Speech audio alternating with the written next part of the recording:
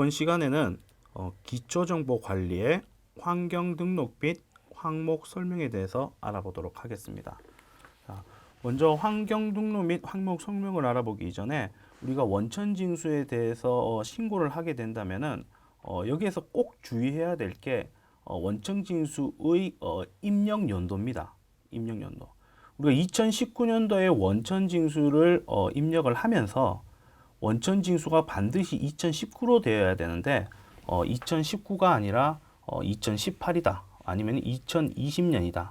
뭐 이렇게 된다면은 작업을 잘못하고 있기 때문에 이런 부분은 이제 큰일 날 부분이니까 잘 주의하셔갖고 해야 됩니다. 그래서 뭐 이 부분에 있어서 이 변경하는 방법은 기수라는 부분을 클릭을 하셔서 원천징수 작업 연도를 조절하시면 될 것 같고요. 아니면은 상단에 있는 부분을 더블 클릭을 하게 되면 이 부분도 이제 귀속 연도를 확인을 할 수 있습니다. 뭐 다들 아시겠지만 원천징수 작업 연도와 부가세나 기수는 각각 따로 움직입니다.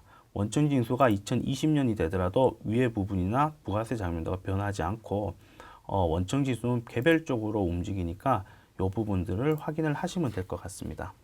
자, 먼저 기초정보 관리에 대해서 설명을 하겠는데요. 기초정보 관리의 원천징수와 관련된 기초 데이터를 설정하는 곳입니다. 기초정보 관리에서 환경 등록을 눌러보도록 하겠습니다. 자, 환경 등록에서는 우리가 원천징수와 관련된 부분이 여기 중간에 있는 원천이라는 곳인데요. 이 부분에서 간략하게 설명을 드리도록 하겠습니다. 자, 사원 코드 형태입니다. 이 부분은 뭐 숫자나 문자 형태로 된다는 부분을 아시면 될 것 같고요. 급여 산정 기준일 사용 여부인데 급여 산정 기준일을 고정적으로 만들어 놓고 싶으시면 사용으로 해서 전월달 전월 급여인지 당월 급여인지에 대해서 산정 기준일을 설정하는 부분입니다. 자, 밑에 급여 지급 형태입니다. 급여 지급 형태는 당월 급여를 당월에 지급한 걸로 세팅을 할지 아니면 당월 급여를 다음 달 급여로 지급하는 걸로 급여 대장을 세팅을 할지 부분을 설정을 하는 거고 급여 지급 일자 부분을 설정을 하는 부분입니다. 예를 들어서 1월 달 급여를 2월 25일로 세팅을 하고 싶다 싶으시면 지급 형태는 당월 급여를 다음 달에 지급으로 클릭을 하시고 급여 지급 일자를 25일로 적어 놓으시면은 급여 자료 입력 화면에 1월 달을 기속 연도를 했었을 때 저절로 다음 달 25일로 세팅이 됩니다. 자, 5번의 급여 자료 입력 화면입니다. 첫 번째로 구분 없이 입력이라는 것과 두 번째로 구분별로 입력 중 선택하여 설정하게 되어 있는데요. 두 번째 구분별로 입력하는 경우에는 급여 자료 입력에서 뭐 급여 상여, 요약, 뭐 추급, 추상 뭐 이렇게 해서 종류별로 나눠져 있게끔 세팅이 되는 겁니다. 자, 여섯 번째 급여 입력 방법입니다. 리스트 입력 방식이 있고 사원 추가 입력 방식이 있는데 이 부분은 뭐 특별하게 사원 추가 입력 방식을 하지 않는 걸 권해드립니다. 사원 추가 입력 방식은 급여 대장을 입력할 때 일일이 해당 사원을 불러서 입력하는 방식이니까 그런 부분은 실수가 있거나 이런 부분이 있기 때문에 대개들 리스트 입력 방식으로 선택을 하셔서 정리를 하시면 될 것 같고요. 총괄 납부 여부는 총괄 납부에 해당되면 여로 체크하시면 될 것 같습니다. 원천제 작성 방법입니다. 원천제 작성 방법을 눌러보시면은 별도의 위에처럼 이렇게 눌러지지가 않는데요. 이거는 기본적으로 고정되어 있는 부분이니까 그 부분을 알고 있으시면 될 것 같습니다. 상용직 급여 입력 방식과 일용직 입력 급여 방식입니다.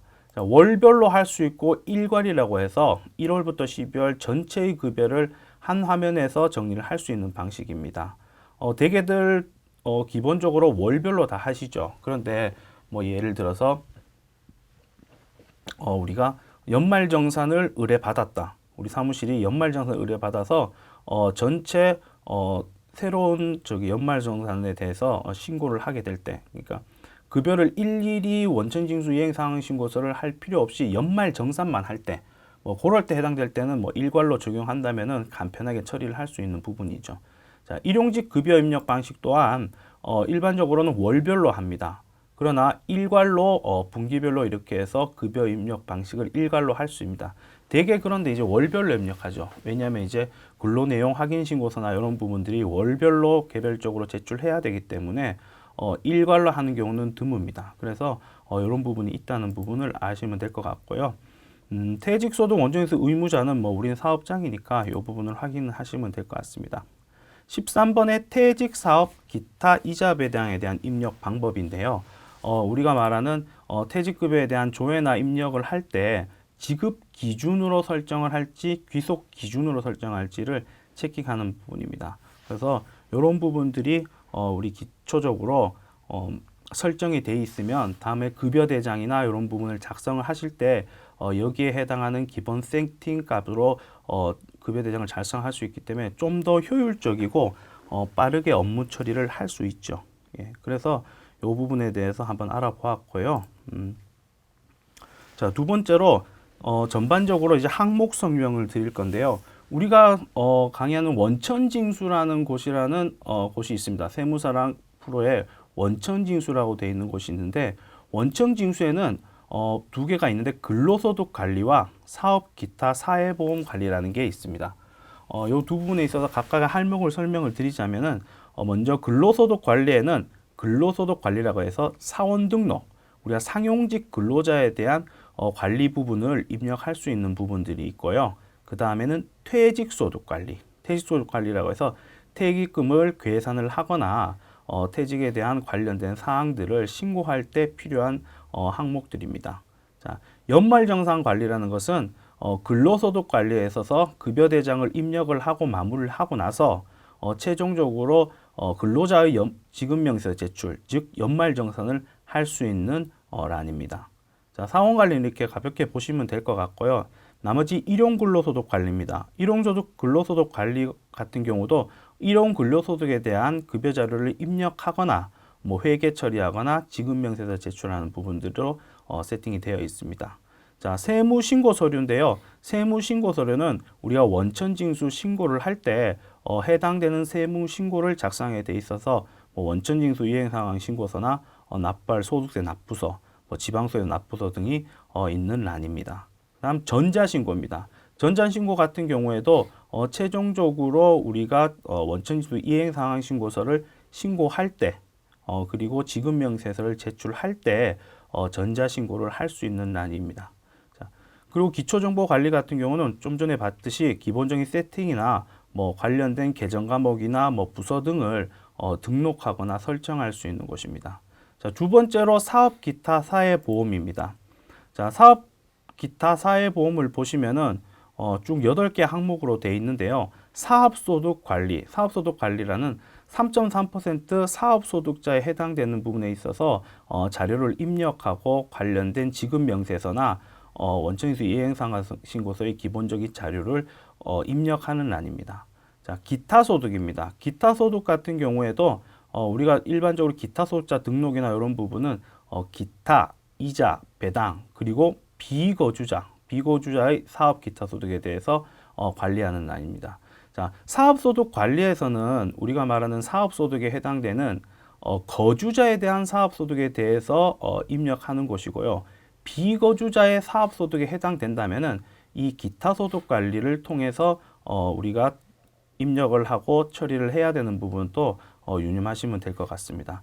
종교인 소득은 뭐 종교인 소득 부분이 있으니까 이 부분을 해당되시는 분들은 확인을 하시면 될 것 같고요. 여기 또한 세무서류나 전자신고의 부분들이 있으니까 뭐 이쪽에서의 세무신고나 전자신고의 일부분이 이 부분 쪽으로 이제 다시 정리가 되어 있는 부분이라는 걸 아시면 될 것 같고요. 나머지 사회보험과 사회보험 관리 부분은 추후에 4대 보험 파트에서 별도로 설명을 드리도록 하겠습니다. 그리고 근로계약서 서비스라는 것이 이렇게 추가되어 있는데요. 근로계약서 연계나 이런 부분을 보셔갖고 그냥 한번 사용법 보기를 통해서 전반적으로 뭐 어떤 부분이 있다는 것을 확인을 하시면 될 것 같습니다. 이 부분은 이제 연계되어 있는 부분이니까 이 부분은 그냥 한번 궁금하시면 한번 보시면 될 것 같아요. 예, 그렇게 돼 있고 마지막으로 한번 우리가 한번 확인을 하셔야 될 것은 데이터 관리인데요. 데이터 관리는 이제 원천세 관련된 데이터를 이제 백업하고 사원 코드를 변환을 하고 이제 마감을 이월하는 란인데 여기서 한번 유의 깊게 보셔야 할 게 데이터 체크입니다. 데이터 체크. 데이터 체크는 전반적인 급여 자료를 입력을 하고 진행을 했었을 때 프로그램에서 오류가 발생된다 싶은 것을 체킹을 해주는 부분입니다. 그래서 한 번씩 최소한의 이제 그해 연도의 우리가 원천 징수 부분을 마무리하고 마감 후 이월하기 전에 한 번씩은 검사 체크를 통해서 검사 부분을 통해서 혹시 오류가 없는지 부분을 체킹을 하시면은 뭐 실수나 이런 부분이 많이 세이브 될 것 같습니다. 이 부분을 한 번씩 잘 체크하시면은 아무래도 아마 처음 업무를 처리하시거나 이렇게 하실 때에는 그래도 좀 많이 도움이 될 거예요. 그러니까 이 부분을 잘 보시면 될 것 같습니다. 이상으로 기초정보관리, 환경등록 및 항목 설명에 대해서 알아보았습니다.